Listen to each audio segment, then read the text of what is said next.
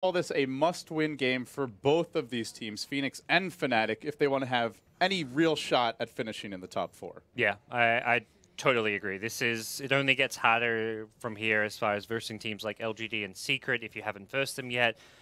And that's where I think, especially for MVP.Phoenix, a loss here and they're done for. I mean, I think the same case with Fnatic too. But Fnatic comes in as favorites, I'd say. MVP.Phoenix just haven't looked good. It looks like they've gone even on tilt, especially Q in the mid lane has been a bit lackluster. And he's had some amazing performances in the past where he's put his team on his back, but he's such a hit or miss player. And the problem is that they've been losing games. So it does feel like emotionally this team just isn't clicking right now.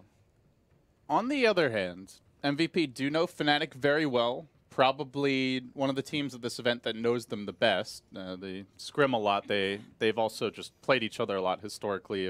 If not with these exact rosters, the players certainly know each other from pubs as well as other tournaments online coming into the event. And Phoenix are going to mix things up with the draft here. They get the first pick, and they get the gyrocopter, something that they just couldn't get their hands on versus LGD in that particular series. So it is a different opening. Of course, this hero has won a lot of games. He's not invincible by any means. We saw Burning take down the LGD gyro with his anti-mage. And Fnatic wastes no time in drafting ridiculous lanes. Undying Bloodseeker could even be a dual lane potentially, flexible so far as to how they want to put the rest of the draft together. And I feel Mushi was really a pioneer with this Bloodseeker. You go back to DAC, he was jungle Bloodseeker, and nobody was picking the hero at the time. And now, of course, he's all the rage, but he was one of the very first pro players to really pick up on it and have a lot of success. And well, nowadays, we normally see him in the laning stage, but this is a scary, very aggressive way to open up the draft. Yeah, and for Fnatic, it suits them so well. They love to dominate the laning stage the early game. I mean, if you look back to past editions of this team in the form of Orange Esports, Titan, whatever it may be, always very early game centric, always very kind of gank focused with their supports roaming around a lot. It's less about the roaming supports now and more about like having maybe strong dual lanes, like something like you mentioned, the Undying Bloodseeker in the off lane. They ran that in their win against Secret with their off lane dual lane, with Ohio actually playing the Bloodseeker. So it's lesser about the roaming supports, but still very much about laning and early game dominance with Fnatic. With MVP, Clock definitely a solid pick here. Someone that can cage the animal, as it were, and Bloodseeker certainly looks to be one. And if you do dive a gyro without support, and especially if you're Blood Raged, you are going to take a hell of a lot of damage from the Rocket Barrage. So I wouldn't really say it's a great matchup for Bloodseeker for either of those heroes, but it seems more, it's less about like how does Bloodseeker do against gyro and potentially the Clock, although they didn't know it was coming, and more like we just want to run at you nice and early this game. Yeah, so we'll see what the follow-up picks are going to be. For MVP.Phoenix, they've definitely gone a different direction compared to the LGD series. For the LGD series, they felt like they had to really just pull out the strategies. For Game 1, it was the Naga Siren. Then in Game 2, it was something even like crazier with this like tri-melee core, the Omni Knight, the Slack mid. This time around, they're kind of drafting towards the meta game, which is suggesting that they feel like if they pick and draft in like the strong TI5 meta, they feel like they can go head-to-head a lot better with Fnatic than they can LGD, which I think is probably true. I think overall, I mean, Fnatic is, at the moment, looking like a weaker team than LGD, but individually, Fnatic, very talented, and that's where they have to be very careful about the laning stage to make sure they don't get overrun. Yeah, I mean, you compare Fnatic to LGD, and LGD a bit more experience and arguably, I think, overall a bit more individual skill across the 5 players, but I think Fnatic they're definitely a very individually talented team and close to LGD in that regard. Where they differ is in the execution and the overall strategy. That's where LGD and your team secrets of the world just seem to be on another level so far. But it's still relatively early here in the group stage, and Fnatic go into a Lion now, so they're going to get some heavy burst damage. Phoenix responding with a Shadow Demon. Can be very nice to deal with the Bloodseeker. If you imagine him Blood Raged and then also taking a Soul Catcher to the Dome, well, he's not running in. Good defensive support here, but, there's other ones like Wyvern in the pool, and I'm wondering why they went Shadow Demon. I feel like there must be something else they have planned to go for this particular support. Yeah, maybe a kind of a Shadow Demon Lina type support duo, or just feeling like it's... I mean, the Purge is nice against the Bloodseeker in the ultimate, but that's like, it functions in a similar way to the Winter's Curse, where you're just keeping the hero in place, so... TA. Going to TA. So a QO classic hero. That's going to be him in the mid lane. He's on the dire side. You have the Roshan advantage, and We'll have to see how Fnatic deal with that. A very important thing which we've seen teams start to deal with better is blocking off that Ancient stack as early as possible against the TA, because so much of TA's farm does come from Ancients these days. I'm a little worried for Phoenix, though, Gods. They've got 0 reliable stuns going into this final pick, and sure, I guess they can pick up a Lion here. Leshrac already banned, so no Lion taken by Fnatic. Oh, Lion actually already taken, so, I mean, I don't... Well, if it were Fnatic, I would say maybe they... If it were Fnatic, I'd say maybe it's their Shadow Shaman, but that hero has not been working for anyone, really, this tournament, so... Yeah, maybe it's an Earthshaker. It's Earthshaker Shadow Demon, though, they kind of do the same thing, right? They're both very good at saving teammates. You get a little more initiation. And Fnatic, it's the 5th pick Brood, and now they've got to have Phoenix scrambling. They have a minute and a half of reserve time. What's the hero here, Gods? One hero... Support Spirit Breaker is a possibility. We used to see Sand King a lot. Now he does need a lane if you want to do that. Maybe they could run a clock support. Is that completely wild? I mean, Sand King as a 4 is still okay. Like, you're not going to... It deals with the Brood in the mid game once he gets levels and Gyro gets fed up. Like, you can initially just have sentries in lane, Shadow Demon, Sand King support duo, kill the Brood if he plays too aggressive, and then later on Sand King can just sit in lane with Sandstorm. So...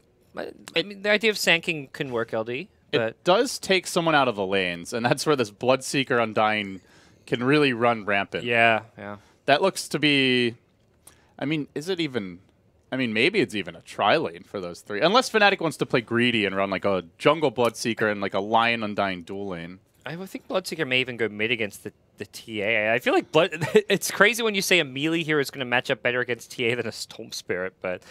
He does well on the laning stage. He doesn't really... We've seen he does not do that well on his own later on, and that's where he'll need this help of the Storm, the Lion, to really wrangle the TA down later on. But yeah, in the laning stage he does great.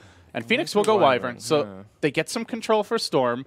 They get great ways to deal with the Bloodseeker with this pick especially. And an okay solution for Spider lanes through the Splinter Blast. Definitely not great. They're a little bit weak against the Brood push. But they're pretty good against everything else, I would say. Yeah, the Brood is going to be the problem here. I have to see how they manage there. Gyrocopter, a lot of kill potential. I mean, early levels, they're fine. They just need a sentry in lane. And if they can find an early kill on Brood, that's incredible for them. If they can stop the Brood from getting level 3, level 4, it really goes a long way. But a well-played Brood is going to just hide in the trees, make sure that you just sit far enough back and don't overextend to give away that kind of early game advantage to MVP.Phoenix. Well, after last game, all eyes firmly fixed upon QO. Can he cool his jets? Can he relax? Can he reclaim the magic that he's shown us earlier this tournament and take his team to the next level? Or is he just going to succumb to the tilt and get run over mid? We're going to find out here soon as MVP and Fnatic get underway. We'll start with MVP. March handling the offlane on the clockwork. QO will be the Templar Assassin. We've got Nuts playing the Winter Wyvern. Febby on the Shadow Demon. And that leaves KP on the safe lane Gyro. As for your Radiant squad, Fnatic, Ohio will be playing the Brood. Kachik Imba, the Lion, with double sentry already picked up. KYXY with an additional sentry of his own on the Storm Spirit. Johnny, one last sentry, so they got 2 sets overall on the Undying, and does leave Mushi on the Bloodseeker. Well, with 4 sentries, they really should be able to deward this freaking camp. This is just such an irritating camp to get rid of. Yeah, and speaking of 4 sentries, similar story on the Dire side. 4 sentries across their 2 supports. Both teams not wasting any money when it comes to, well, willing to waste money when it comes to having detection and dealing with, well, dewarding, or in the case of MVP, dealing with a Brood. Fnatic's bringing a bit of a trap here. Johnny hasn't skilled anything. He could go for Tombstone, and they're going to immediately catch him out. March trapped within the cogs. Mushi went for the silence early on. It's going to catch on 2, and that should secure them the bounty rune. March taking a lot of damage from that. And a Bloodseeker can easily heal himself back up, and KYXY able to claim that bounty rune. KP, meanwhile, up top, will get the other one. Yeah, so 1 for 1, but a lot of harass early on MVP. And Shadow Demon getting poison level 1, so doesn't have that maybe catch potential for a Brood in the offlane from the get-go, so...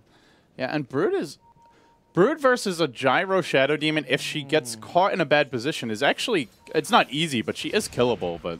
Yeah. Shadow Demon's actually not a bad support against Brood, because when Brood's like over the trees, if you hit the Brood with Shadow Poison, it can do damage and prevent that over-terrain tree walking, so, yeah. It's a pretty handy hero to have. Shadow Demon looking for a Curious Snipe and not going to get... Febby, I think there was some stat I remember, like MVP.Phoenix, Febby snipes more Curious than any other player here at TI. This guy just loves to go for Curious Snipes. Yeah, they took the safe path back. I feel like with all the Bounty Hunter picks in vogue and the Winter Wyvern supports coming into play that everybody is on full red alert for those types of plays. We have seen a lot of courier deaths, but they haven't really been courier snipes, at least not when we've been casting. They've mostly been like couriers just getting caught or randomly picked off later on in the game. Mushi gets pulled off the lane to go D-Ward. There weren't any Tengos left on the line, unfortunately, but they do find it, so D-Ward success. Yeah, it took 2, but well worth it to get this camp back under control, and now life going to get a whole lot trickier for March, who is not in a good lane here. It's a clock, he'll be able to get his levels, but Bloodseeker, much like an anti-mage versus a Darkseer, will easily be able to zone you out anytime you run up to the creeps. And if Brood can, like, once Brood gets, like, a number of Spiderlings, or maybe if you have Johnny up, he gets some Decay Stacks. If you get this support slow Bloodseeker, he gets that supercharged Thirst up, and suddenly it's not going to be a fun lane for March, as a Bloodseeker can just chase him down. QO doing a bit of Psyblade damage here. He's now 7-1. Didn't have the best start versus the Storm Spirit mid as KYXY jumps out to an early lead, but he's now going to bottle a regen rune, and that should allow him to equalize things. Something KYXY would have loved to grab for himself. Has yet to complete his own bottle, as he did go for the early Null Talisman. It has helped him quite a bit in terms of last hitting. His bottle on the way. Ohio taking poison damage here top, and he's actually struggling with that Sentry Ward. He's in a bit of danger. A third poison stack, probably enough to kill him off here, even though it is only level 1. Yeah, there's a salve on Johnny if he wants to help out his buddy, and it looks like he will do so. So they're trying to guarantee this Brood at least can get some early protection in the form of an Undying, but this kind of comes at the cost of Undying not even hitting level 2 yet.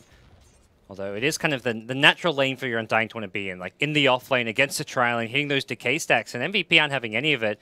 They're just stacks on stacks. That's what Febby's up to here. He's stacked up both medium camps. He's using Shadow Poison to be able to hit multiple places at once, and he's going to continue to do so here in the Dire jungle.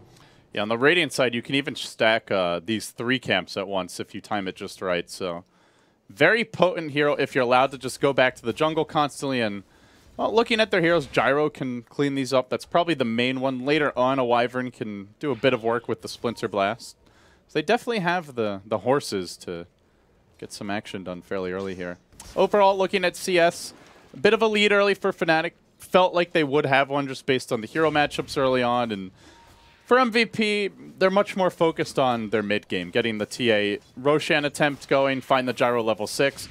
I would really love to see MVP move this Gyrocopter around, much in the style of aggressive from CDAC, and just open the game up nice and early. We haven't really seen KP have that opportunity. When he was Omni Knight last game, he moved, but Omni doesn't have that kill potential that, say, a Gyrocopter does. Yeah, so we'll see how long he looks to stay in this top lane. Probably like the level 7 stages where you can really get active on the map, and it's going to come down to how comfortable they are.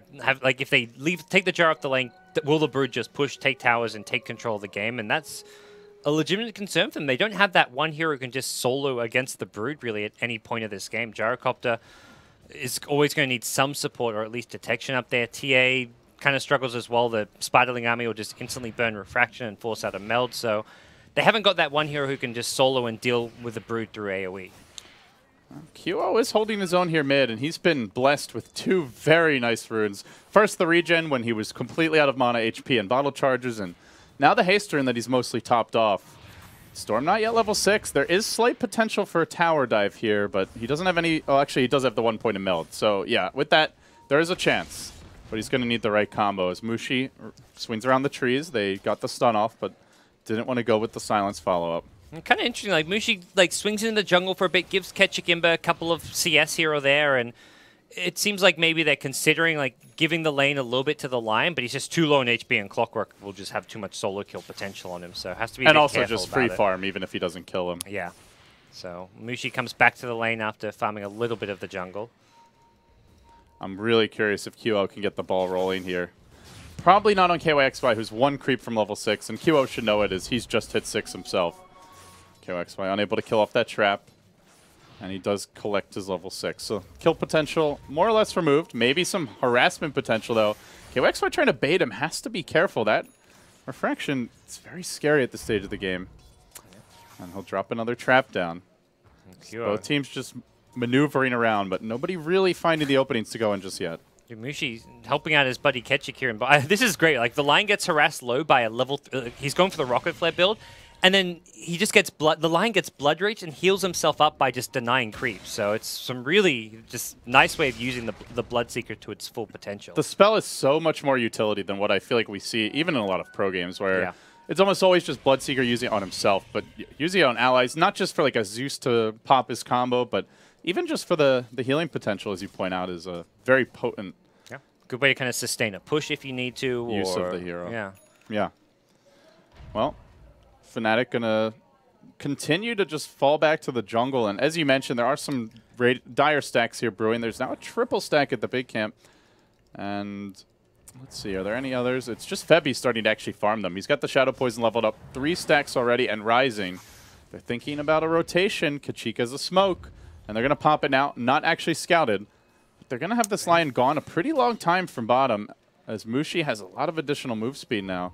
Yeah, they're pinging out mid. They've got a sentry for the meld if they need to, but they've got to expect Q. It's the timing where you're going to be stacking the Ancients. 52 seconds pass, so they may have to wait a little bit longer. They put down a high ground ward, so even if they don't instantly find a kill, this is still valuable vision that they've got. And TA does come back to lane after the has Ancient the regen, stack. but QO wants to save it and use this first round of Refraction, and that is going to end up costing him mightily. Tombstone deployed. Detection's there. First blood for KYXY. Oh, that's a Rupture on March. He gets TP? ruptured as he TPs in, and they're going to go for a secondary kill. He's trapped, surrounded by the Storm Spirit and friends, and they get the kill. KYXY needs that tower aggro off him. Actually, Johnny says, I got you, buddy.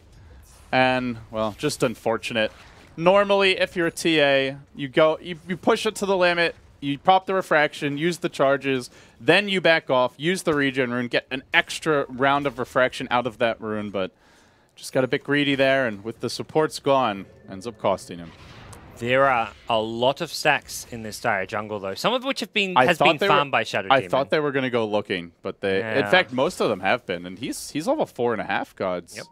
I'm not sure if he'll take this big camp as well. May feel that QO needs it more than him, which I'm probably more valuable on the TA, who actually finds a DD rune. You're talking about finding some valuable runes. Haste, at this point, double regen, DD. He's gotten every big rune since the beginning of the game. And it looks like he's just going to farm his Ancients now, which is maybe the safer thing to do. You see a lot of heroes on the map. If you wait too long, they're going to look to contest it. This is really the emerging trend with Templar Assassin players. We didn't used to see nearly as much of it, but it really is all about the Ancient stacks right now. Get the fast Deso, especially if you're dire, look towards the Roshan, and give a lane to a support who MVP may look to have take over that middle lane. Not yet, though. March and KP, both level 6 and ready to move. They're rotating towards Mushi in the bottom lane. He could get caught here.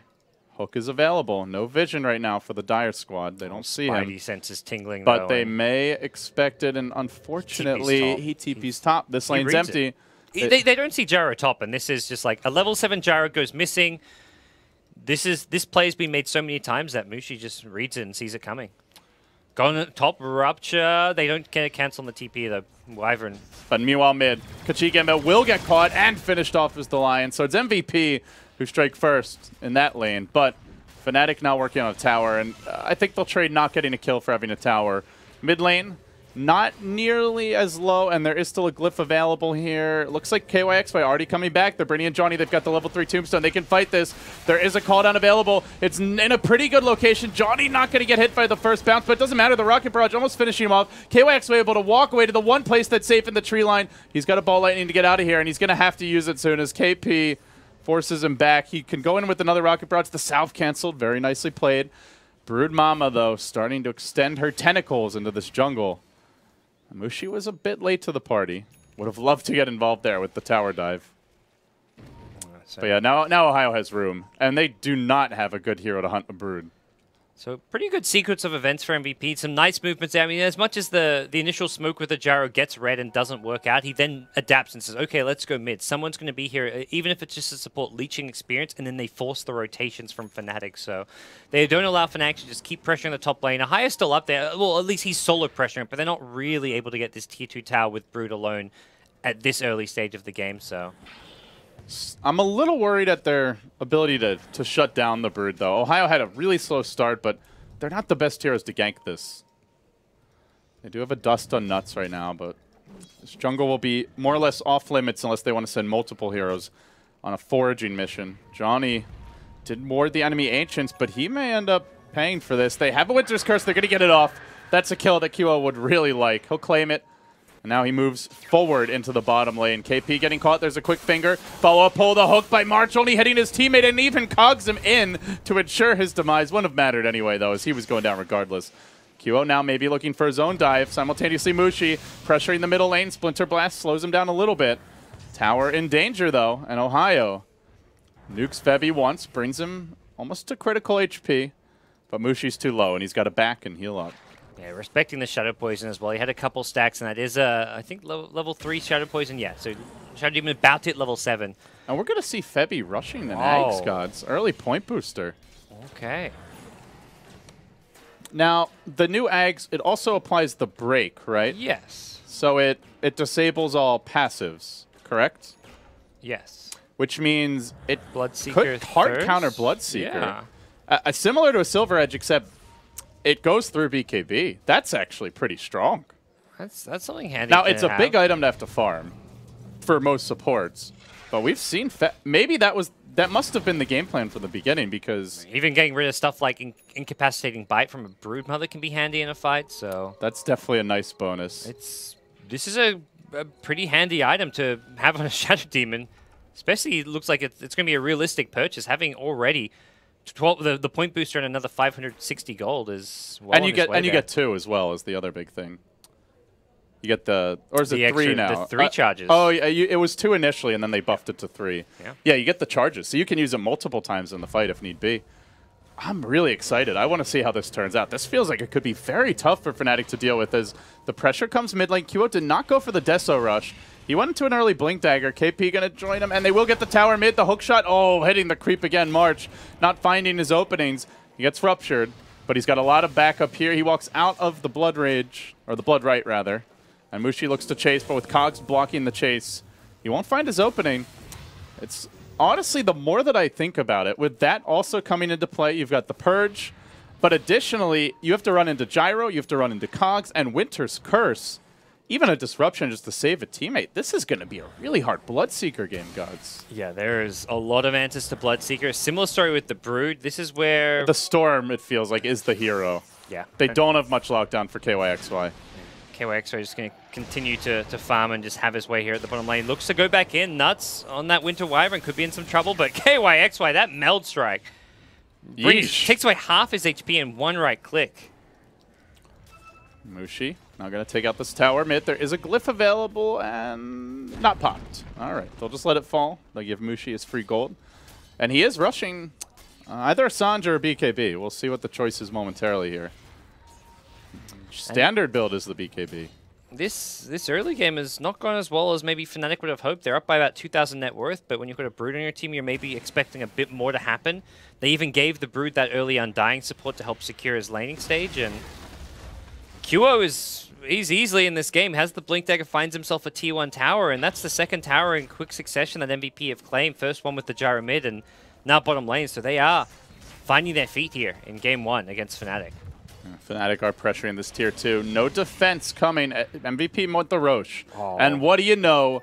Another just amazing rune pickup. QO, sure, it's one thing to get the rune every time, but he's always getting the real rune, not the bounty rune. And it's a big one at the right moment. This should be the Roche. Now, Mushi does have a little bit of extra move speed, so he might suspect something's going on. But even if he does, can he really get here in time is the big question. QO able to tank through this one for a while. He can reapply the meld. What KP to tank it ideally as Fnatic move towards the middle lane as a pack. Mushi only now leaving the base and getting back out there. It's too late. QO with the Aegis. Beautiful sneak for MVP. Now has the next Mithril Hammer. And I'm just looking at the net worths, and outside of the cores gods, this Shadow Demon is so far ahead of every other support in the game.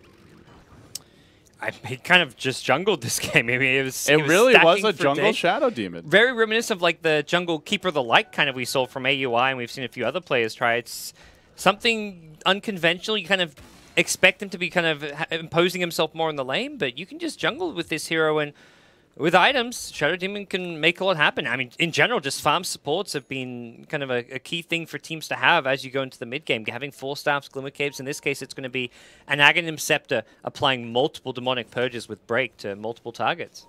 I'm excited. I can't wait to see this thing in action. Even if it's a disaster, I just want to see it. It's been a while. I think I've seen it once so far in competitive. Well, still got a little bit longer to go before that will come into play. As MVP smoke, it's a deep smoke.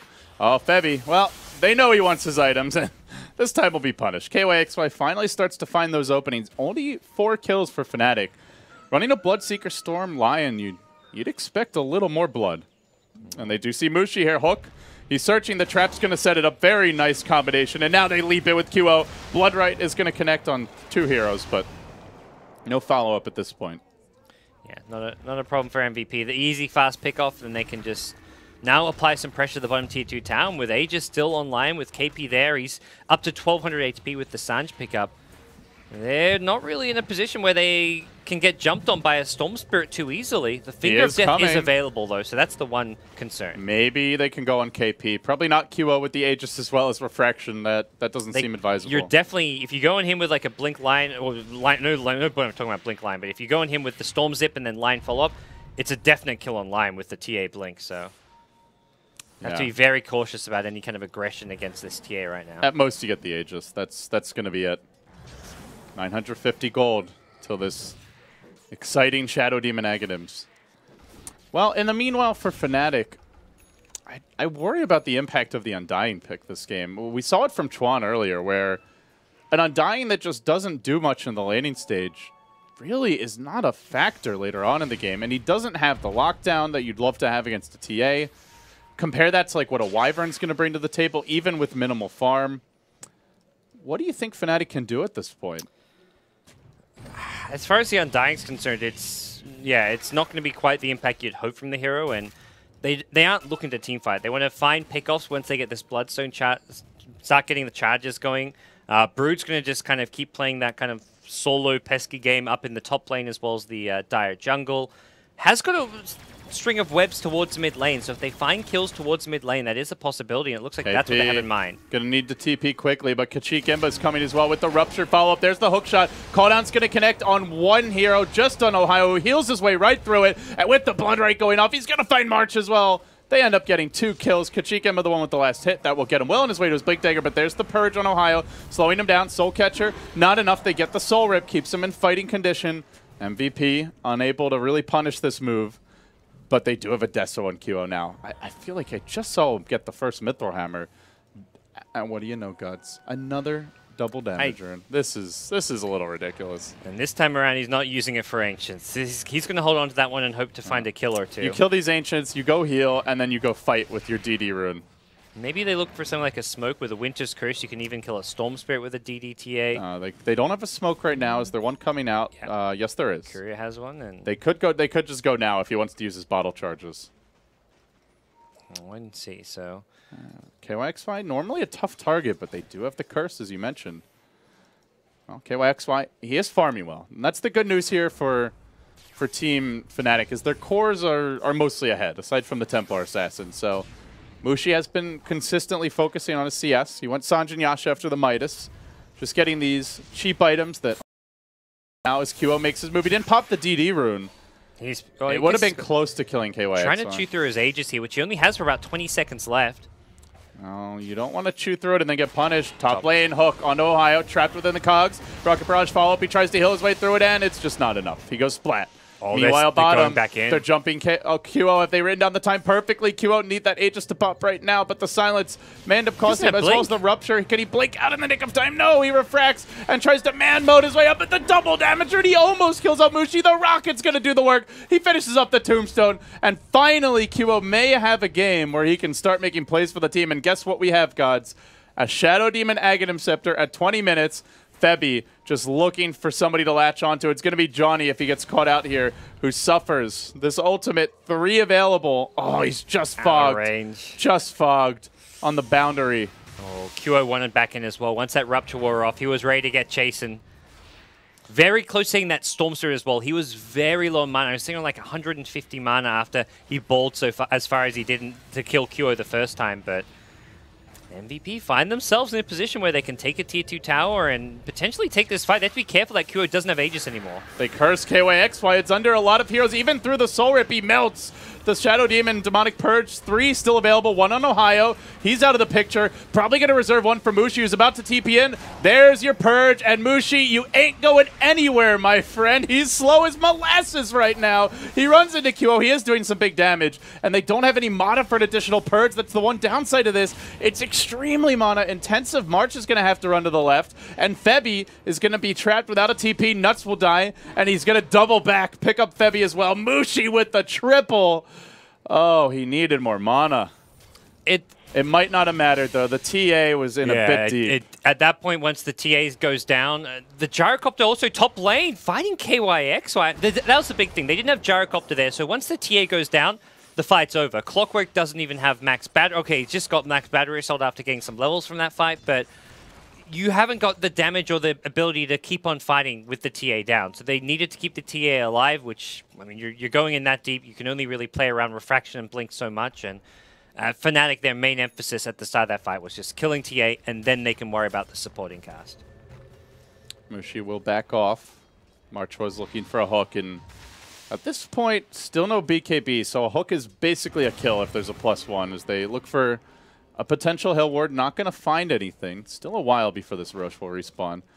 And Fnatic are going to go back to what they were doing before, which is pushing out the side lanes, farming their Tri-Core, and just slowing the game down a bit. And it seems that's where they're more comfortable. Not fighting MVP now. They do it under their own tower, and that's one thing, but going after them at this stage doesn't seem to be the game plan. It's farming for 10 minutes from now, or maybe even 5.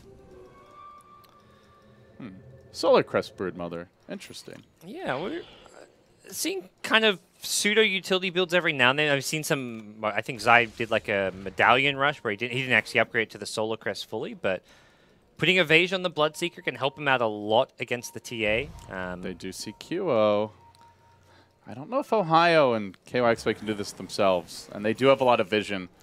They see KP in the neighborhood. They also saw Febby, but QO jumps in a bit further than expected, and now the Tombstone comes out and they engage quickly. Disruption already used, and it was used not on the TA, but on the Storm, which just gives them free reign over the fight. Johnny hooked and maybe ends up falling here, but even if he does, he's already done his job as Mushi rushes in, searching for Febby, and does bring him down. Who needs move speed when you could just auto-attack a hero right next to you? He's going to heal up again. This is the disaster scenario versus a Bloodseeker, where he keeps on auto-attacking and healing up through every possible fight, giving you the vision you need, and 4 collapse for MVP, crumbling as a massive, actually a pretty colossal gold swing for this stage. Goes back the other way. 4,000 experience, about 3,000 gold overall exchange. And now Fnatic right back on top. We've been on the roller coaster here, gods. Up and down. It's been close, but now Fnatic getting an edge. A little bit tipsy-turvy. And Fnatic, the big thing there was just the vision advance. They have sentries all around where that fight took place. They have observer vision as well if you look further north towards the secret shop. And they use that to their advantage. They found the TA using the spiderlings. And yeah, they fed a few spiderlings, but they knew that the TA was isolated enough that they could kill the TA and then just take the fight from there. Mushi's in trouble here. He did pop the Rupture on March, who's blade mailed right now. The stun prevents him from moving, and it's a beautiful sacrifice. The student protects the master as Kachikimba takes one for Mushi, who was his mentor dating back to his original competitive debut. He's surrounded by creeps. Where? Oh. Oh. He almost died. Oh, he had like 6 creeps doing a full body block on him. Close call there. KP, meanwhile, mid lane gets jumped and will be dealt with. Fnatic just starting to pounce on these isolated targets, and they're looking for a bit more, but Mushi is not with them. They really could use the Bloodseeker. He's even drawing the circles and lines on the map, indicating, I'm not there, guys. Just relax. So a couple, I mean, they just key pickoff after key pickoff. The Gyrocopter going down. They lose a line at bottom lane, but keeping Mushi alive, so Mushi now hits level 16. He's got the Shadowblade SMY, another 2.2k gold. So his item progression is starting to look really good. Picks up a Talisman. So MKB is going to be the name of the game for Cure. I talked about when we saw this earlier. TA unlikely to finish a Daedalus. You just want the MKB ASAP. Otherwise, you just struggle to deal damage against a Solar Crest Brood and a Talisman on Bloodseeker. Yeah, especially with the double evasion factor. I think last time it was only the Butterfly and Burning, but this This really justifies it. March again looking for the hook. Oh, no. He's going to miss. He's ruptured. He can blade mail while he runs away. At least do some damage to Mushi, but opts just to walk out. And Mushi's pretty tanky, I guess, but He's probably just going to go heal it up regardless. But 2 low cooldown spells used. Nothing happens. We go back to farming.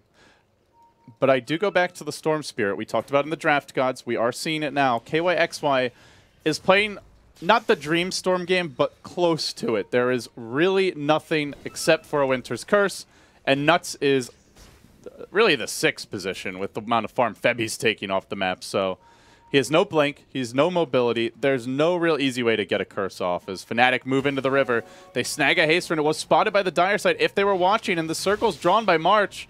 well, they Fnatic move in. They look to go here. A solitary Spiderling giving the vision that Fnatic might need to try and press up. They de-ward, but they now know exactly where MVP are. Oh, do they go? Mushi wants it. He's looking for the silence. This could be a 4-5 hero of Blood Right if he gets it right, but no. The hook shot's there first, and Mushi's trapped within. Winter's Curse keeping in position. He goes absolutely berserk and will get caught out and picked off in the cogs. It does free up KYXY, who looks to go onto KP, finishes him off, and in turn, Ohio moves in onto KO. They've already gotten 3. Mushi's fought back, a 3 for 2, about to be a 4 for 2. And Mushi with the buyback wants this Roche. A triple for Ohio when the dust settles. That tombstone on the higher ground. That positioning was really nice by Johnny, and they just fought under tombstone. Decay stacks galore. I mean, the MVP draft can always pick off one hero. Like, you can choose one, be it Bloodseeker, Storm, and they're going to die to a hookshot, Winter's Curse, and a TA Blink Melt Strike. But the follow-up fight, they have nothing for. So if you go on Mushi, it's KYXY and Ohio who just wreak havoc. If you go on KYXY, it's going to be Mushi getting that triple kill, that ultra kill. So it just doesn't feel like they have an answer for every hero in any given fight. They can kill one, but then from there, their fight doesn't go anywhere. And so far, the Shadow Demon Ags, it sounded really interesting on paper, but it just hasn't really worked out. And I think it goes exactly to your point, which is that it's not only about the Bloodseeker here. It's not even about the Brood. It's much more to me about the Storm, and at best it's about all 3, which is not what you want. You want just that one key hero that you can just keep on purging, keep him out of the fight for 15 seconds, and then you just win from there. But that's not how these fights have been going. And now it's a Storm with 15 Bloodstone charges and Aegis as well. Things are going to be very tricky, and keeping this mid lane has to be careful. He has not got a BKB yet, and this Storm could jump him if he wants to. Also worth pointing out, Ohio got the Dire Gem after that fight, so now it's a Brood running around with detection and de-warding potential. And, you know, it used to be Brood wouldn't be that great at it, but now she can just go anywhere with the web, so she's actually an excellent de-warder. Rocket will connect. Oh, the hook on Spiderlings from March. Not what the doctor ordered as Ohio fights him in the cogs. He keeps on healing up, kept alive by his Undying. Again, great support play by Johnny to save him, and it's KP's turn to run in, but it won't work. There's your finger. Kachik Imba says, get out of here. It's Febi next. He'll fall short lead. Blake, no way. Kachik Imba ends him, and now the last man standing is Nuts. On the run, through the trees, has the TP. Blood Right, not going to connect. The neutrals almost punish him. He's left to survive, but 4 dead again. And the game just spirals further and further out of control. And really big play from Ohio there. He gets hit by the missile, and that reveals his position. So Clockwork knows where he's been hit by the missile and is ready to go in for the hookshot, but Ohio's just microing his Spiderlings to block the pathway between him and the Clockwork consistently, and there's no way around it. Clockwork's thinking as soon as the dust comes out, like he was hooking before the dust was even thrown, it looked like, but the Spiderling's just in the way. And also great play by Johnny there. The Soul Rip, Tombstone, and the mech. It kept the Brood alive, fighting through Blade Mail without BKB, which I don't know if Ohio just got it or if he just chose not to pop it in that fight. Afterwards. Probably did, as otherwise he likely would have used it. But either way, Fnatic take the tier 3 mid, and they zero in on a potential lane of Rax here, getting ever closer to a Game 1 win. Well, Southeast Asia has 3 teams competing in TI Gods, but right now all of them are fighting for their lives and to stay out of that loser bracket. Hot 6 had a really nice showing in the one match versus Vici. Still a rough day 1. Phoenix has had a rough day 2 so far, and it looks like it may even get rougher from here if they can't pull it together versus Fnatic. And QO felt like he had to go for a BKB, which means Monkey King Bar is just not in sight anytime soon. And he just becomes the obvious rupture target now. You definitely rupture him every fight. And this is where I mean I feel like Rupture's spell you don't have to. There's not always about the dream target. It's just like whoever's out of position in front. It's like a spell that forces a fight to break out because you've got to protect the hero that gets ruptured. So it's less about choosing a target and well, it's less about having an ideal target and more about just how the fight kind of breaks out. But if he sees him, he's going to go for him. As Febby gets caught mid, he gets pulled back in. KOXY with the jump. He'll find the pick off here and now looking to retreat. Call down, not yet planted, and they're going to engage with the BKB from Ohio. Winter's Curse is there, but it's KYXY hitting Ohio, and he doesn't even tickle him. He's all magic damage. It hardly matters. Ohio just munches away. They brought down 3. It's 4 soon to follow. One last remnant. There's the overload. Nuts even pulled in, and it's wipe time for MVP. Cleaned up and just shipped away into Game 2. Another thrashing here at the International 5. It just keeps getting harder for Phoenix. Yeah, for a good 15, 20 minutes, this game was very even back and forth. TA played things right, had the ancient stacks, we found some fantastic runes.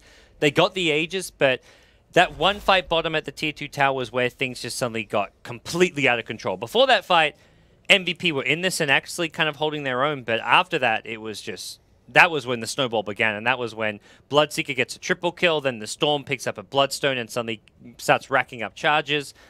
You've got to play discipline when you're versing a hero like Bloodseeker and Storm Spirit with, and just versing Bloodstones, because that's where this game quickly became unwinnable. As soon as KYXO was up to like 12, 13, 14 charges, things got out of hand. And the Shadow Demon Ag Scepter may be a bit underwhelming as well. A lot of farm priority into Shadow Demon who just didn't really offer that much. It seems like an interesting idea. Maybe there's another way to make it work with a different draft around the Shadow Demon, but at least this game just didn't work out for MVP.Phoenix. So with that, Fnatic take another point, but they really want the 2-0 here. They're going to need it in Group A. Now, they've played some of the tougher teams in the group on paper, but some of them, like IG, looking like they may not actually even finish top 4 in the end. So 2-0 is what the doctor ordered for Fnatic, and for MVP, they're going to want to deprive Fnatic of that. We'll take a break here, folks, and when we come back, the final game, Gods and I will be bringing you here today on the #2 stream for the International 2015. Stick around. We'll be back after this.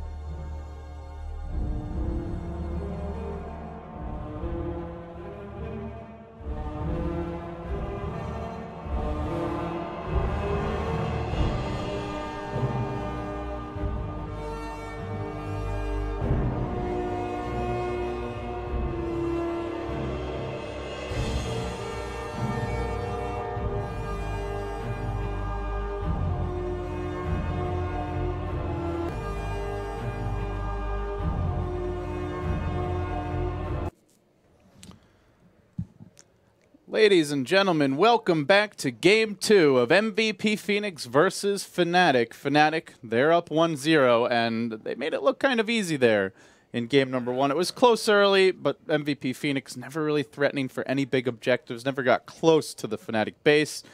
Just a couple great team fights, rather underwhelming jungle Shadow Demon from Febby, and just better execution. Now Fnatic lead 1-0. I'm LD, joined here by Gods. Gods, what's it going to take? Is it Naga time for Phoenix? Are we back to that? It's a possibility. I don't know if it's like a first 2 pick for them, but it's definitely something they'll be considering as an option. It's always just like on the playbook for them. Right now, Phoenix have first pick again. They're going to be playing on the dire side once more. We'll have to see if they want to go for another Gyrocopter game. Gyrocopter's obviously been one of the kind of success stories of the tournament, but by no means is it like an instant auto win. And yeah, left in the pool, so Phoenix have their options available to them. It feels like you have to pick him here. If you don't, a hero with such a high win rate, getting him second pick is just too strong. So, Fnatic, wow, waste no time. SF Co-op, the kind of DAC like secret classic. Yeah, it really is. It's so, pretty versatile as far as... Normally we see like the Earthshaker now and then maybe one of the others later, but they just get the 2 AoE kings or Queen in the case of the Queen. Lane dominators, which is what Fnatic love to have. You've got physical damage from SF. You've got magic damage, a really strong mid game because SF kind of comes online with the level 4 raises. Queen of Pain, you just get your first item awkward or whatever it may be, and then suddenly Phoenix, like pre-Gyro BKB, can have some problems. And then the Spirit Breaker. This is a curveball. An interesting hero, someone that can hunt the Shadow Fiend Quap, and maybe a sign that MVP want to play this a little bit more like the way Haunt 6 did yesterday against Vici. They banned the Shaker as well, a good defensive support. Wouldn't be surprised to see another one, like a Dazzle or maybe a Wyvern ban out now. Though they ban the Clock, a good offlane initiator. So 2 offlane initiators, actually. And with this, it looks like Phoenix just want to run right at Fnatic. Yeah, and I think some of March's better games have come on Spirit Breaker, so he's probably thinking, like, this is a comfort pick for me and something that playstyle-wise suits us, because I can create space for QO and KP, because I think that's one of the weaknesses within Phoenix is that both QO and KP seem to both need to have like a decent amount of support, and you kind of have one under farm going into the mid game, otherwise you struggle. But that often seems to happen. They dedicate their support to protecting one, then the other struggles. Like back going against LGD when they had the Naga, they protected KP, but QO had a miserable time. Going to the previous game, it was KP who kind of gets left alone while QO gets all the babysits. So at this point, it just allows March to do a little bit more as far as trying to secure farm for both. Lion is the pick here for Fnatic. A great way to cancel the charge, that reliable Hex. Even the stun can work if you time it right. It gets tough when Spirit Breaker's coming at max move speed, but MVP.Phoenix now. 3rd pick is up, and Theory Undying is a choice here if they want to really run at Fnatic, and there's not too many answers for the Tombstone. Just Shadow Fiend right-clicks, but he's going to have a hard time getting to the Tombstone with Spirit Breaker charging him, a call down to run through. If they want to face rush, that's a possibility. For now, stable support. They'll grab the Dazzle. Still, to me, the Undying sitting out there is a possibility. And there's the Fnatic Naga. It could be a 3rd core, but it would be rather greedy if it is, to put it mildly. To put Queen of Pain into the off lane is possible, but unlikely. Fnatic don't normally go that greedy with their drafts. They normally prefer to look to kind of prioritize more stronger, stable lanes, and just not a team I'd expect to be looking to go for that core Naga as a strategy of theirs. It's almost like 2 defenders, now that Miracle's not playing with them. But it's just maybe too passive of a style for them, and I'd be surprised if that's the idea from Mushi. I think it will be a 4-position Naga coming out from Fnatic. Is it Zombie House time? It works. It's great. You've got incredible team fight around the Tombstone. You mentioned how hard it is to bring down because of the charge and the cooldown. Now you've got Dazzle who can heal those heroes around that area. You can drop down a weave. Anything else that tickles your brain right now? Something they could look for? Oh, TA's still great. You're on the dire side. You've got minus armor from Dazzle. You've got control from Spirit Breaker for the cooldown. So it still looks like a great TA game. It's just whether or not you get off-put from picking it again since it failed in game 1. You had that mid TA on the dire side. QO played well for the most part last game, I felt, and I think if anything, Phoenix just have to say, look, it's a good TA game. Let's go for it again, because otherwise mid picks, I'm not sure. Lina, there's a Lina out there. Yeah, it's QO. He's played a few games of Lina, but generally does well against Shadow Fiend. He's done PA quite a few times, but not a good matchup against Shadow Fiend. Like the PA Slarks are just so squishy against Raze that you just don't want to pick these kind of heroes. You don't have the Bounty Hunter support as well, so I'd be surprised to see a PA. I think TA is just the natural choice here for mid, but otherwise, yeah, we could go for like the more passive style Dragon Knight mid, but that's more like the 5-man push down towers, which isn't their style. Right, so it is the Undying. MVP, I like this. I like this better here, regardless of what they want for mid. Just makes it so hard to fight. Yeah. Now you can song and focus the Tombstone, but that is later on. And if you're Undying, you're not looking to just sit around until Naga hits 6. You want to take the fight to Fnatic here off the bat.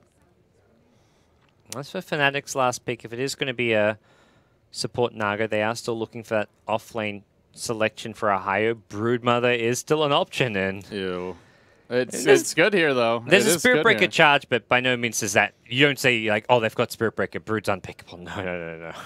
This is looking like a good Brood game. They do want a Space Creator, even though Brood generally farms. She opens up the map for these two. slightly on the, not necessarily greedy, but gives you a third farm-dependent hero with Queen of Pain and Shadow Fiend. But as far as offlaners, there's an Axe out there, Centaur, some less commonly played initiators. The go-tos, the Clock, the Tusk, the Shaker are gone, though. So you got to think outside the box here if you want that type of hero. Yeah. So see what the Fnatic's last band's going to be in there. Got to be thinking about the mid lane. If there's the TA mentioned is a possibility. Otherwise, we'll have to see what kind of QO options are out there. Razor, okay, that makes sense. The Razor and the Viper are two, which are just strong, stable mids. But question is whether or not it's not really a QO style of mid hero. Ember Spirit? Storm? He used to play a lot of Ember Spirit. Storm maybe. You are up against the Lion. Yeah, I could see Storm being a possibility. It's at least... Ember doesn't do well against Shadow Fiend, but if you want to support him a lot, then that's a possibility. I feel like it's likely to be one of those two at this point. And there's the Brute Ban, so no shenanigans this game from Ohio. Let's see what Fnatic I would love to have see in that mind. old in Ohio's Nature's Prophet. I don't think it fits here at all, but That was always fun to see. against Spirit Breaker, it's a disaster waiting to happen.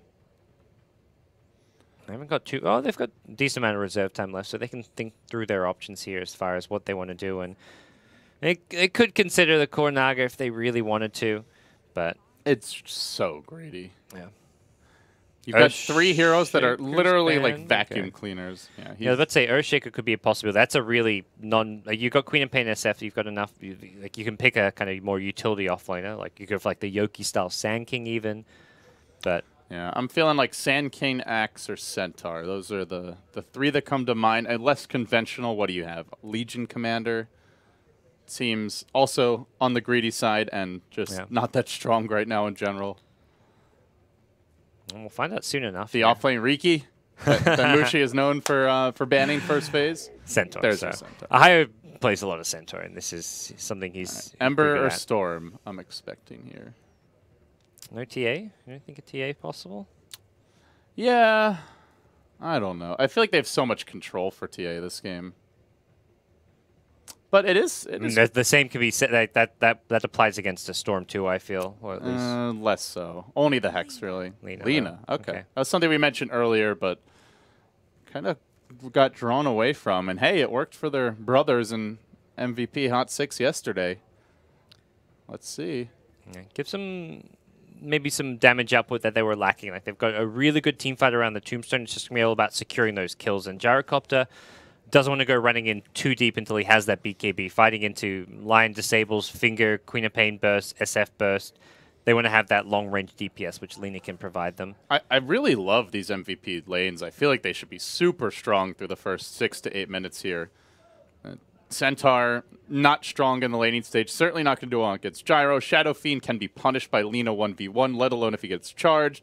And even in the safe lane, sure, Queen of Pain's a good laner, but you got to worry about the charge, the Tombstone, maybe even the Dazzle is moving through that lane at some point for Febby.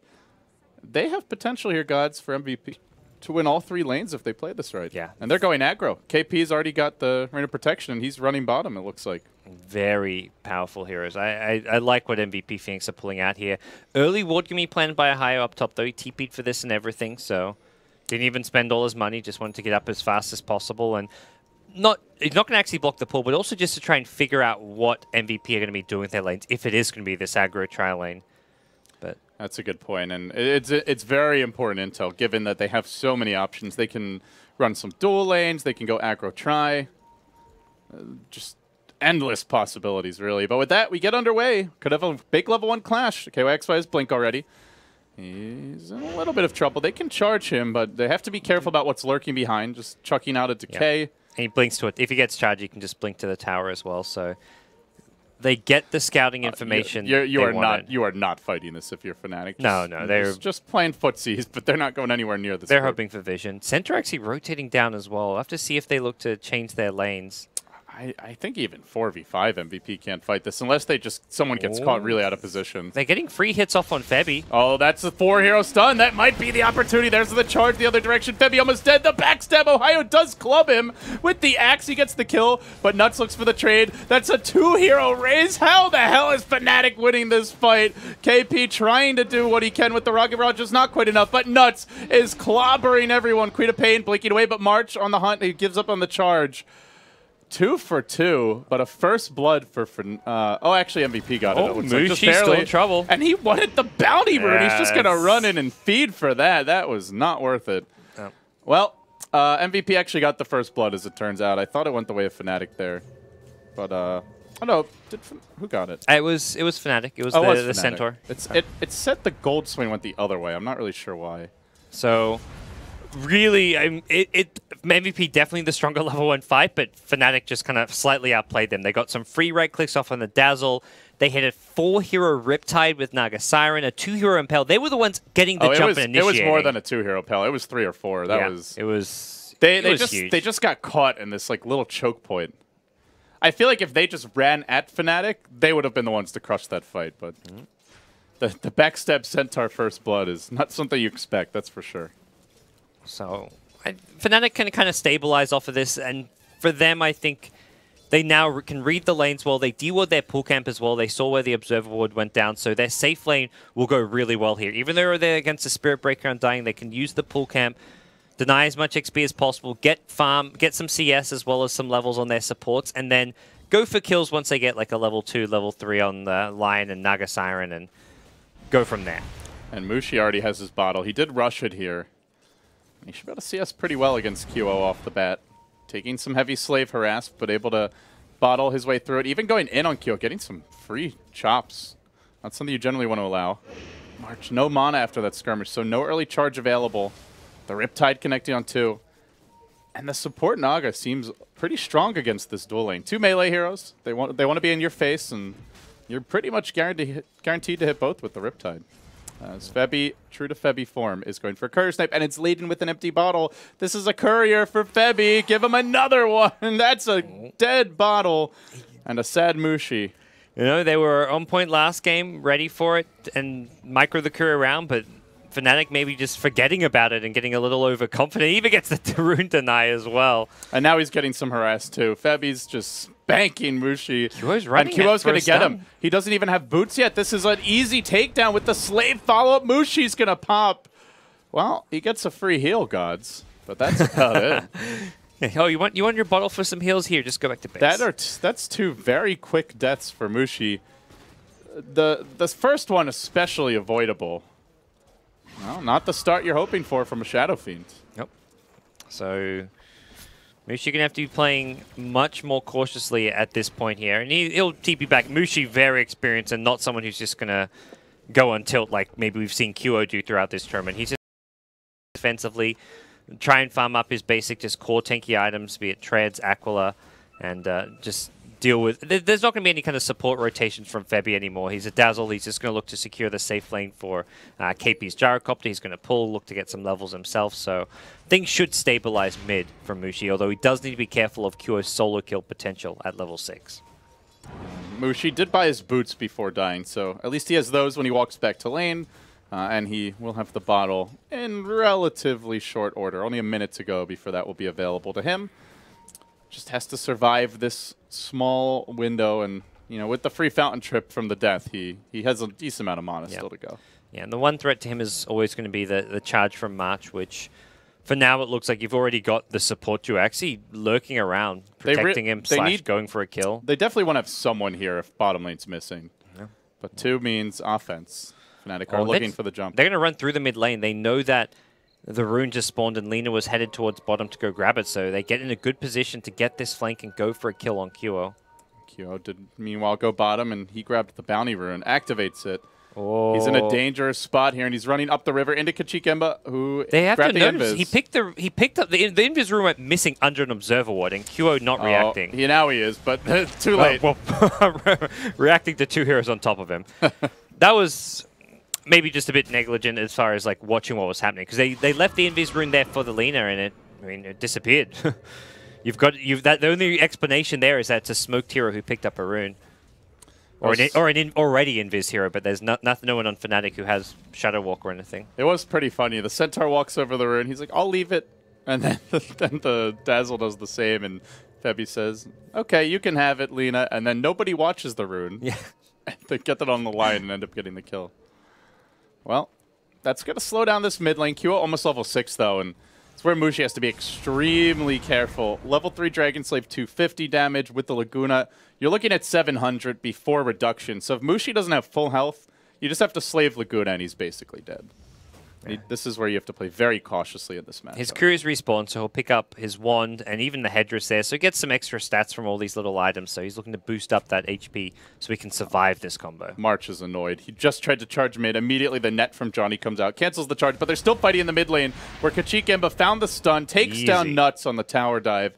If that charge wasn't interrupted, that's a completely different engagement because they have a 2-hero stun most likely, and at the very least they lock down the Shadow Fiend and pick him off. Just great calculated play too. They have the Observer, they see it, but now here comes charge. Well, March not to be deterred by one stop charge. He goes for the second. That one works.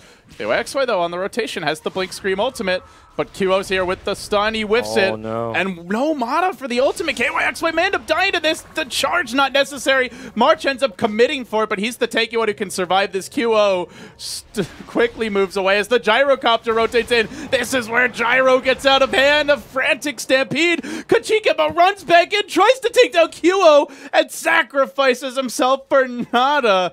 A triple freely fed to QO.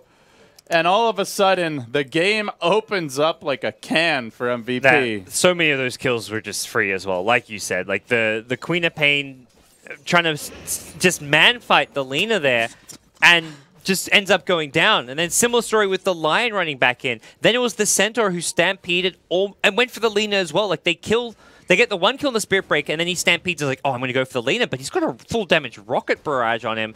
He could not hold on. Like, he wasn't running away from the gyrocopter. He was running towards the Lina while standing next to the gyrocopter and just, whew, bottom lane now, March. He's gone in for some kills here. Johnny, the tombstone doing its work. Another decay calling out 1 second. Should have Johnny, does spend his gold and drops to the decay. Meanwhile, they're diving the tower. Now March rotate as KYXY blinks to the north, looks for the retreat. There's the Nether Strike. Laguna disintegrates him, and that's another pair of kills.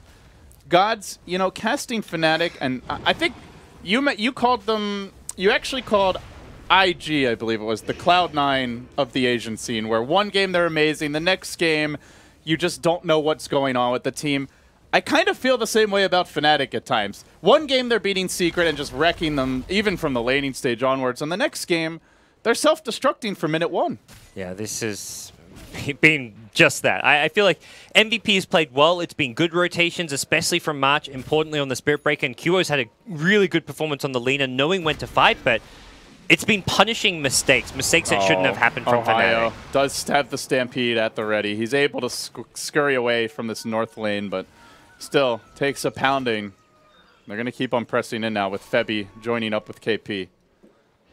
There's your charge. It's time to rotate on mid. Mushi, if he doesn't back off immediately, he's in danger. This charge is about to connect. They have the stun available. Don't have a Laguna for a little bit longer. He starts with a Slave. Then he tries to follow up with the stun. It's a complete airball. QO got the order of operations wrong. Doesn't get the kill. If he stuns first there, that goes a bit differently. Yeah, and Fnatic were going for a smoke top while that was happening, which they didn't really find anything with. They were forced to actually abandon Johnny from the Smoke King TP and mid defensively, so... And KP may be the target, though. Oh, there is a finger. Could have gone for him, but didn't quite have the range. Ooh, 15 kills in 9 minutes, but it feels like more. A lot of aggression, and to me, the big loser so far has been the Shadow Fiend of Mushi, who has already racked up 3 deaths, hasn't really gotten to jungle a whole lot. His CS is underwhelming at this point for a Shadow Fiend, and he's just been kept down in general. Not all his fault. They have put a lot of pressure on him, but it's working. Mushi's still kind of on par with Farm. The bigger loser to me, Queen of Pain. This is a 2k net worth Queen of Pain from the safe lane. KYXY had the safe lane with support. His rotations have been disastrous. He's had 2 deaths. Well, the first was rotation mid, and then there was the time where after he respawned, he TP'd bottom and died again. Stun finger onto March. Where's the tombstone? They already used the soul rip. Not very strong here in this particular engagement, but Mushi dies once more, soloed by QO in the mid lane. That's definitely worth it around the map, though. Not ideal. Looks like it was a close call, but that gives QO a completed Yule Scepter as soon as he can get the Sobi Mask finished, which is only 300 gold away, and then it's just free kills anytime he catches a hero, basically. Centaur should be able to survive that. Anybody else is a one-shot for the combo. Yep. Well, Lina could get out of hand really quickly here. Oh yeah, this is looking like a good game for Lina, just to keep finding kills here. We'll see if Fnatic try and defend this, but look who's getting charged. Yeah, again. It's poor KYXY. He's found so little this game. Just the 43 CS and they're leaving him, and they don't have a song. Stampede's on cooldown. KYXY is going to blink out. Does March still want it? Oh, he did, but he's not going to go for it. Maybe scared him a little too much with that decay and the gyrocopter's positioning, but Centaur has a blink now. This is a very good timing. Item. This is the item to get them back in the game. So we'll have to see just a bit more refinement coming out from Fnatic with their ganks. They've gone for smoke ganks that have failed, Queen of Pain TP rotations, which have completely backfired. They have to be very careful about what kind of kills they go for. Another charge. March again on the move. Johnny not level 6 yet. He gets hit once. There's the Nether Strike follow-up. Comes through from Nuts, who can drop the tombstone under the tower if he really needs to. He does commit it. And they'll get the Johnny kill again. 4 heroes dogpiling. Meanwhile, QO also on the run, has the Yule Scepter, continues to sprint his way out of here, and the charge is coming. This could end horribly for Fnatic. Kachika, but doesn't cancel it. Then they look good at Kachika. He doesn't get a single spell up. Bevy's next. The Yule set up on the Shadow Fiend. Where's the follow-up? The 2 hero stone comes out from QO, and he starts laying into them with auto attacks. A slave as well. March takes through it. Finally, KYXY will bring him down. But this Spirit Breaker of March just keeps on delivering. Every single kill, it feels like he's been the key hero in it. 1, 3, and 7. He's died a lot, but he's really given his team the space they need. These deep wards just allow him to charge from so far away. You see hero like moving out towards mid lane, towards top lane. You can charge him constantly. You've got the vision. This mid ward between the Tier 1 and Tier 2 was just pinged out, so maybe Fnatic know where it is as Ketchik is headed that direction, but these wards have already paid for themselves, especially this mid lane one. Continue to work on this tower mid, and they really want to fight it. No cooldown for a bit. Queen of Pain jumping in with the ultimate. Can't quite finish. QO gets graved. Slave the other way. The last auto attack finishes him again. Like you said, God, it's a disastrous game for KYXY. QO will finally fall to the double edge of Ohio. It's big commitment. Now the cooldowns cool down. It's a bit of an airball, but they're still hunting onto Mushi. They nether strike him back into 4. Wow. He falls again. And Base Rush is just ruining Fnatic. Yeah, QO could have even lived there if he should have used the center instead of himself, but obviously you're kind of just like making a split-second decision there, but even so, a great win for MVP. Just constant fighting with Gyrocopter, Spirit Breaker, Undying also in its Ohio prime. Looking for the combo plays. He gets the Blink Stun initiation. They're going to follow up here with the song. Nuts has no tombstone for 10 seconds or so when the song wears off. They grave KP though, and they're going to try to hang on to him a bit longer. They've got 1 more heal and a weave available. The heal coming out, Soul Rip, as well as the Dazzle heal, but a secondary scream into the trees. TP? No, he's going to turn with the barrage. KYXY says, where's the team? He's healed again. Where's the help? He gets nothing, and he ends up dying again, while Nuts just rampages around the Tier 2. KYXY has to be absolutely beside himself at this point. And Fnatic, it's just not, they're completely misplaying everything. Like that was the sleep into the Impale. The Impale didn't even hit the Gyrocopter there. All they had to do was hit that Gyrocopter Impale. Yeah, he's getting grave, but you needed the damage to get him down to 1 HP, then you just wait out the grave and kill him, but he didn't take the damage. He was like still on 200 HP, just ran away, kited them back, and got completely back to safety with a few more heals. So Fnatic, this has just been a poor showing from them and very uncharacteristic because, I mean, this is the team that beat Secret, the only team to take a game off Secret so far, and just not playing their best Dota right now. Not even close, but this is always the worry with Fnatic. They're not a very consistent team.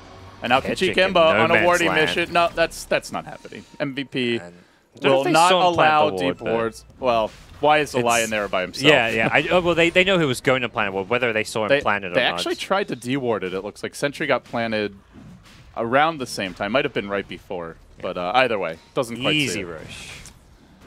With this one, MVP maybe looking for high ground. And well, while we have a moment here to breathe, I guess the question is, what's the game plan for Fnatic? You are up against Spirit Breaker and a Yule's Lina. You can't really split push that easily. Fnatic still have a very strong hero composition. The Centaur, Shadow Fiend, Queen of Pain just works really nicely. Their team fight set up from a Naga Siren's scary. You've got great burst damage coming out of the line, so things can still work for them. They're going to find a freebie here. The heal, the Tombstone is enough to keep March alive. They commit everything. They do get him. Trying to focus the Tombstone down. Mushi is. Is there any more backup coming? He correctly identifies there's not. He gets the Tombstone, and he keeps on moving forward. Yeah. Tomb gets denied. Cheeky little little play from Nuts, but... All right. But with no Tomb up, they may push this. Yeah. And it's Fnatic, it's all going to become down to just how they maneuver around the map. Make kind of defensive, kind of bait your teammates like they just did there with Mushi. They show him top, they sit behind him, use him as bait, and then they get a T1 tower. Guess who's got the Yule Scepter? The 2-hero stun could come out. No, QO just goes with the immediate Laguna anyway. But it does cost his Undying his life as Ohio squirms into the trees. He's got a blink available 1 second, and he can TP out if he needs to. Oh, stun. Barely. It looked like it actually hit him, but somehow gets the blink off. Just on the edge, I guess. And well, he makes it out. Ohio has been hanging on to this game for his team 3-1-3, finding some decent openings. It seems like it's going to continue to be up to him to give his team space. And now he gets an item to help save his buddies. The Force Staff comes out. So often he's been the bulwark, just the stable player that doesn't make mistakes, who allows Fnatic to come back and to pull ahead when they're in a relatively close game. Yeah, if they can get Mushi up to BKB on Shadow Fiend and continue to farm the Queen of Pain as well, it looks like a Yule Scepter is going to be the entrance for KYXY, which is kind of handy. If you get thrown up in the air by Alina, you can Yules as you hit the ground to dodge the stun and maybe keep yourself alive against the combo, although it's always kind of some mind games. Alina may just like fake stun out of it and wait for you to use Yules yourself, but it's just a cheap, good, cost-effective item when you're this far behind. Queen of Pain struggling so much. 6th on net worth. KYXY, just a reminder, was the safe lane farmer for Fnatic. Yeah, I guess we see the power of the Spirit Breaker Undying dual lane. Just there were a couple times where I popped the camera down bottom in the first couple minutes, and you'd see a Decay come out, 1 auto attack, and he blinks away, and he's lost like a third of his health almost instantly. Just so difficult to fight against the zombie early on.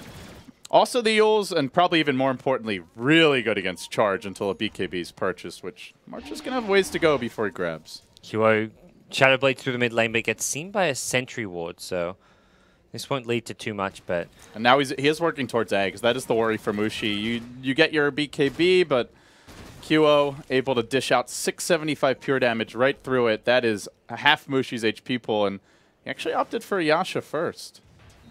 So he's going to delay that BKB a bit. Go into the SMY. Some HP and stats out of this. Assuming he's not going for a Manta style, but never really know with Mushi. That goes for some slightly different item builds from time to time. QO. There's the charge. Yeah, it gets they're all rushing in. March is going to lead the way. They've got a call down available, and QO commits. He doesn't get stunned because the charge ends up hitting Ohio when he blinked in, but QO graved at the final hour. What a sick play from Febby! Saves him, and now they look for Mushi as well. A follow-up slave. He still has the Aegis, and he's going to survive through all this. KP now surging forward, back up at his side. They get the Yules off, stun at the ready. If they chain it right, and they will, it's the death of KYXY. 3 crushed. An MVP flexing as they move down mid. I mean, that was just so unfortunate for Ohio poor there. Centaur. Yeah, that's a tough one. Like, you think you've got the initiation, you blink into a charge. Oh, that's rough. If he gets the blink stun, Lina dies before the grave comes out, and it's a very different fight. Yeah, and even though Lina has an Aegis, maybe it's like more of a 50-50 fight, but that's kind of a 50-50 fight into an Aegis is what you want when you're in Fnatic's position, when you're behind this much. Like, you take those kind of like 2-for-2, 3-for-3 trades. Instead, it's a very one-sided fight in MVP's favor. And that Lina Ags grows ever closer. BKB, I mean, still an option here for Mushi. He's bought the Ogre Club, hasn't committed to the Sanjin Yasha just yet, but even if he gets it, it's just the physical damage, not just from the Laguna, but even just from auto attacks. You've got the Shadow Blade and the Max Fiery Soul. Like, with a Dazzle Weave and a Medallion, you can dish out some serious deeps. And March is he can even theoretically become a slight threat as well as far as damage output. He will be going into an Ogre Club, so presumably a BKB himself, but he's got treads, drums, so he can attack with decent speed here. And yeah, they don't have a counter for that BKB charge, aside from maybe Song, so nobody else can join the fight. Yep. But that's really it. QO going deep. He's going to find KYXY. He doesn't bother with the Yule Scepter. He gets the kill instantly before Ohio can get there. Ohio quick on the draw, but not quite fast enough, and QO has a regen rune. This is Q to go in. Yule Scepter available. Charge on Ohio as well as a missile. That's going to keep him out of this fight for some time while they continue to work on the tower. They drop the Tombstone. Now they have a mech available here as well, along with the Weave kicking in, so KP can happily tank this. Already 21 armor and rising. Tower dropping. And no glyph available at Fnatic. In danger here of losing a lane of Rex. And with that, may well be on their way to only tying the series 1-1. A team in desperate need of a 2-0 sweep, as is MVP, but they're just going to be happy if they can walk away with a point at this stage. Yeah. They had vision of Mushi bot the whole time, so they knew this was completely safe to keep on pushing. I feel like maybe Mushi should have TP'd back earlier just to impose some fear in MVP, but that's a free melee Rax. Oh, very well executed. Oh, the smoke back gods. They're going in. Maybe. MVP. I like it. Oh, they find the off the bat. They find Mushi, who doesn't have a BKB. No solution for the combo side from the Ohio 4-step, but still caught within the Laguna Blade as well as the... Oh, there's the song. Johnny says, let's reset. But what's the follow-up? They have a stun here. Requiem, is it timed right? It's a very good Requiem with the Queen of Pain ultimate, but they grave March, the one guy who was very close to dying, and he went in with the ultimate. Brings down Mushi anyway. Febby, what a magician. This guy has had at least 4 or 5 fight-changing, and at this point, game-winning graves. He goes from the GOAT when he first joined the team. I think, gods, you remember that Enigma game he had, like a total off game. Nobody would give him a break for it, but man, has he really bounced back over the past couple months and made the plays. Him and March really stepping up here. MVP, they take a game. And unfortunately, for the Southeast Asian Dota fans, overall, this probably hurts their team's chances of advancing. It hurts both teams. That's the frustrating thing. It's like one of these teams needed a win, needed to get the 3 points. Now both teams walk away with 1 point, and they're probably thinking, we're not in a very good position, especially MVP.Phoenix. But Fnatic themselves, they're, sitting on, I think, like 3 ties and a loss now after this. They lost early to Cloud9. They had a draw against Secret, and I think they had 2 draws yesterday, maybe. But either way, neither team yet have a win in this group, and you need draws to get into the upper bracket. You will not get there, but even if you tie every team, you're not going to get there. You got to have at least a win or 2. Yeah, and to me, this is bad news for both teams. This result obviously, once you lose game 1 for MVP, you just got to hope for the draw and hope that you win some of your later series. But the other series against Secret, against LGD, it's against Cloud9. These are tougher opponents at least with the way they're playing right now. So a great showing in Game 2 from MVP, and I got to say, this kind of a draft, I would have loved to have seen them go for something more standard like this against LGD and seen how they matched up, rather than be as gimmicky as they did with like the Naga Siren and then the Omni Knight Slack draft. But it's definitely some promise from MVP.Phoenix. Promise, but still needing points. Both teams emerge from this game and this series feeling like, we got to start putting clean wins on the board, and the opponents are only going to get harder from here, especially for MVP.